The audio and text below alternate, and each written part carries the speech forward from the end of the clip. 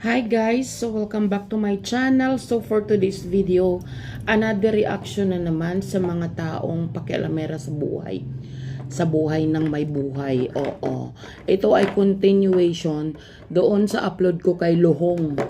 Lohong. O para sa'yo ulit to. Kasi ayaw mo manahimik eh. Oo.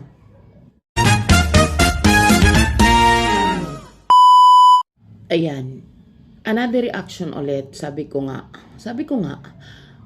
patungkol dito kay Annabel, hindi pala, si Annabel Lohong, continuation doon sa una kong upload, kasi hindi ko maintindihan kung ano talaga ang pinaglalaban mo, girl,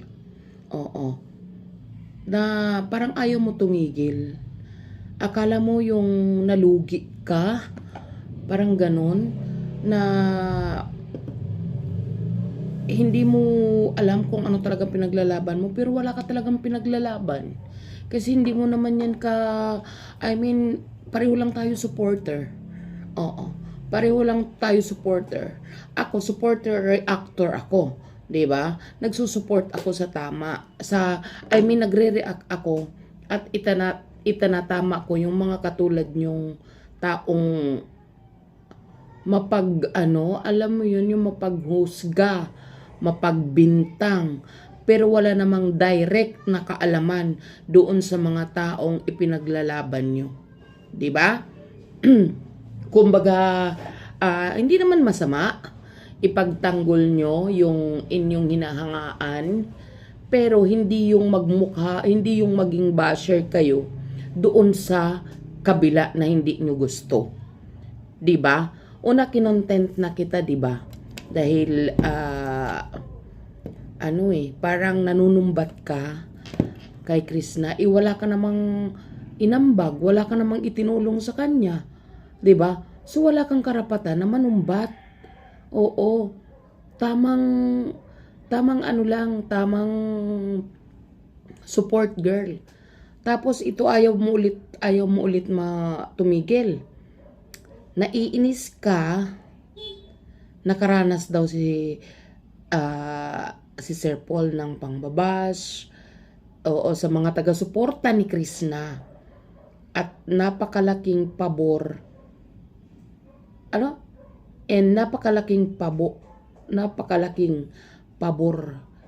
ni Krishna kay Sir Paul.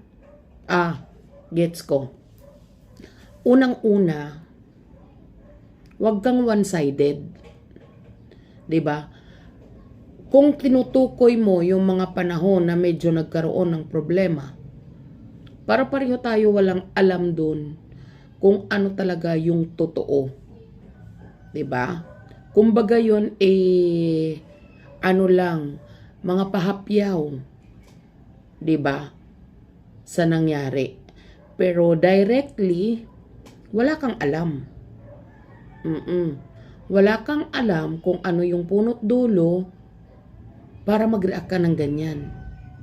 One thing pa, bakit sa panahon na yon, isa lang ba ang nabash?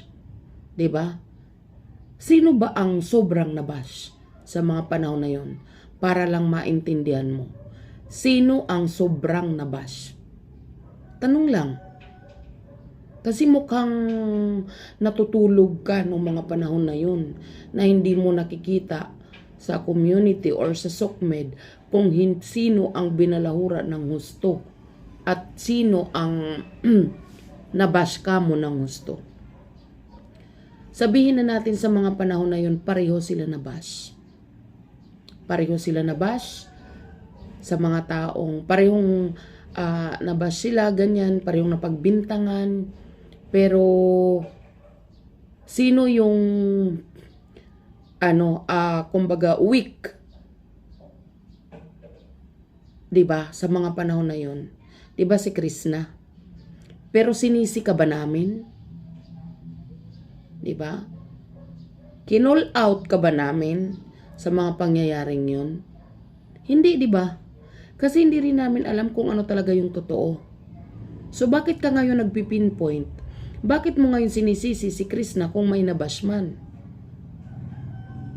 wala ka naman nga alam kung ano talaga yung totoo. Wala kang alam kung ano yung mga pangyayari, bakit nangyari yon. Oh, so bakit naging one-sided ka? 'Di ba? Matagal na yan, paulit-ulit ka. Bakit mo inuungkat? 'Di ba? Ba't hindi ka maka-move on? Anong meron? Anong pinaglalaban mo, girl? Meron ka bang mana na kukunin na masyado kang idinidiin, 'di ba? Ang pagkatao ni Krishna sa mga pangyayaring 'yun.